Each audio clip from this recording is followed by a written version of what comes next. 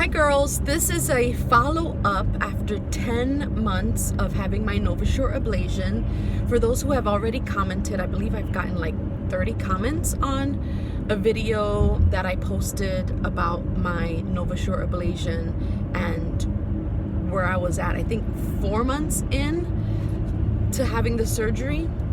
And it's gotten around 3,500 hits. So I want to go ahead and do a follow-up. I told some of the girls that have made comments that I would do a follow-up. And I also commented that I was already thinking about doing a hysterectomy. Well, we're at that point. We are 10 months in. I'm still in excruciating pain at least 3 of the days of my cycle. So my cycle is lasting 7 to 10 days where I'm just spotting. It's nothing crazy. I literally tell everyone what I did with the Novasure ablation is I exchanged it. Am I saying that right? I exchanged. My husband's driving me somewhere. I don't know why I said exchanged. Because you're in the ghetto right now. Because I'm in the ghetto right now and because I haven't had my coffee.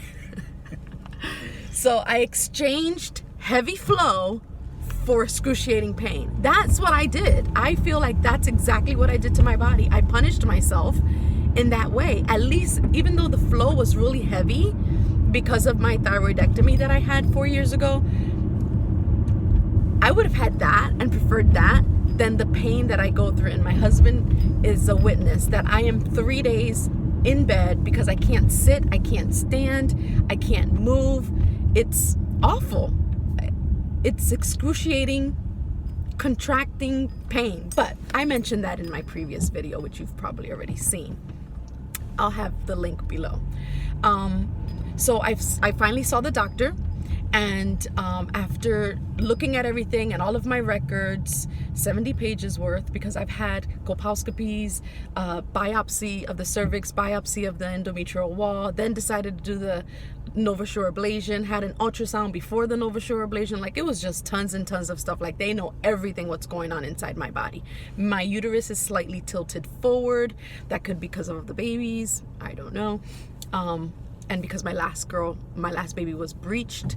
So it could be any of those things. The point is that now she has all of that information. So we're gonna go ahead and we're gonna do a laparoscopic hysterectomy.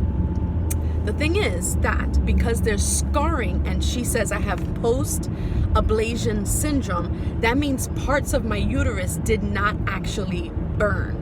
So I have scar tissue forming around certain parts of my uterus plus parts that didn't even get burned. So those pieces that didn't get burned are still trying to have a period. They're still trying to do what they're doing. That's where the severe pain comes from. I love that she was able to tell me and explain all of those things to me, which is a good thing that we know that. Point is that if we do the laparoscopic, which is the least invasive hysterectomy, well, they're going to take the uterus out, they're going to take my cervix out, but they're going to leave my ovaries, girl, because you know I can't be starting that menopause quite yet. I still got some years. So that's what I would prefer because I don't want to get cut. I've had all of my kids' natural birth and it would be horrible for me to even think that I'm going to have a C-section at 42. So the thing is that there is a possibility that that may happen. She mentioned that she would go in laparoscopically first, which is through the belly button.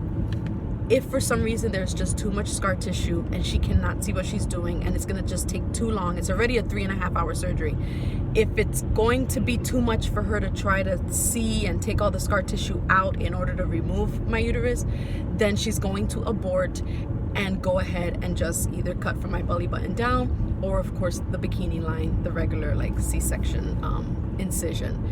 If that happens, of course, then surgery turns into a 3-hour surgery to a 6-hour surgery. Blood transfusion may be needed, and so on and so forth.